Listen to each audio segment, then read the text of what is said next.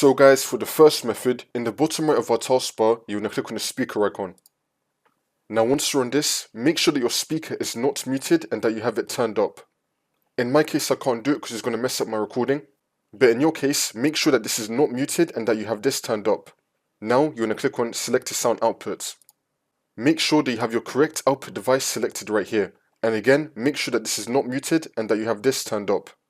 Also, you want to head up with search and type in S&D VOL. Click on it. And then once this comes up, make sure that your speakers are not muted and that you have this turned up. And also the application where you're hearing sound from is not muted and that you have this also turned up. This should now fix your problem. If that's still not working, then for the second method, you're going to head up with search and type in services. Click on it. And then once you're on this, you're going to click on any service one time and then click on W on your keyboard. Now you want to find Windows Audio. Double click on it.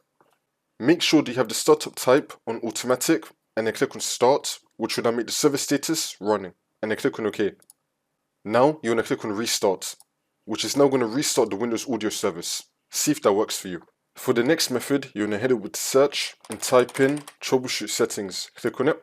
And then once you're on this, you're going to click on other troubleshooters. Now you're going to find audio. Click on run.